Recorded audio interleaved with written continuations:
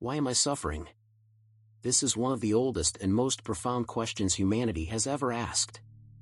It's a question whispered in the dead of night, cried out in desperation, or pondered in quiet reflection. But what if I told you that suffering is not just an accident of existence?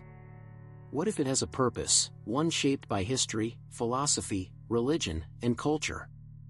In this video, we'll dive deep into why you suffer, from ancient wisdom to modern psychology, so that by the end, you won't just understand suffering, you'll see it differently.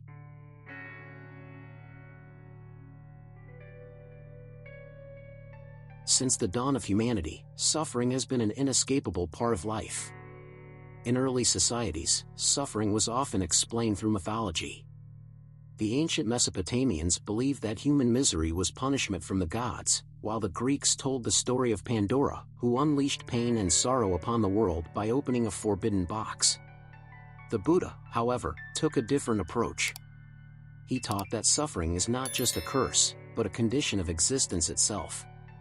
His first noble truth states, "Life is dukkha, which means suffering, dissatisfaction, or imperfection.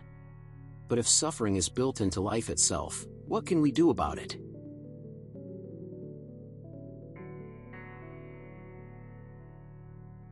Across the world's religions, suffering is often seen as a test or a necessary path to wisdom.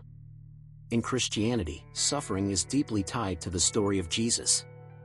The Bible says in Romans 5 verses 3-4, "We rejoice in our sufferings, knowing that suffering produces endurance, and endurance produces character, and character produces hope." In Islam, suffering is a test of faith. The Quran states, "Do the people think that they will be left to say, 'We believe,' and they will not be tested?" Surah Al-Ankabut 29:2. In Hinduism, suffering is tied to karma, the idea that one's actions and past lives affect their current experiences. It's not punishment, but a lesson meant to guide the soul toward moksha, or liberation. Could it be, then, that suffering is not a punishment, but a teacher?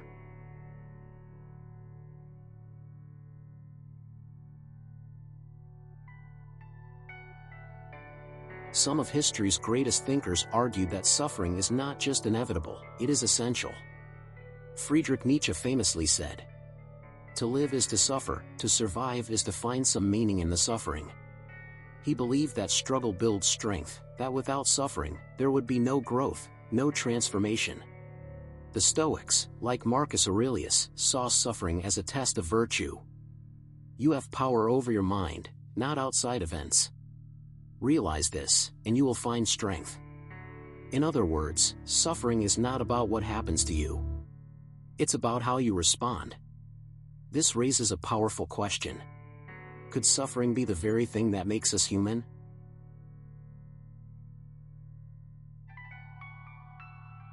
Today, psychologists see suffering as part of the human mind's survival mechanism.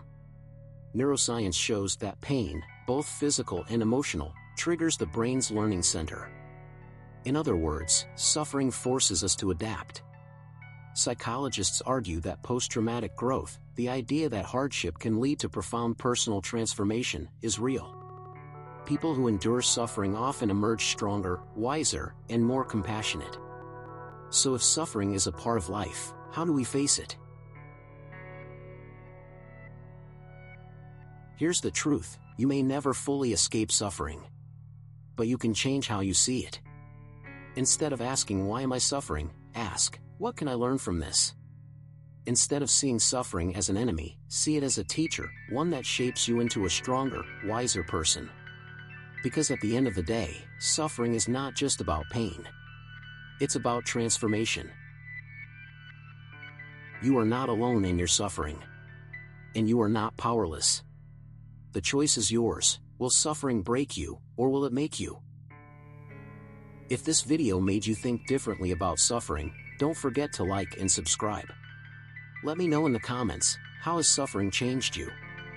Until next time, stay strong.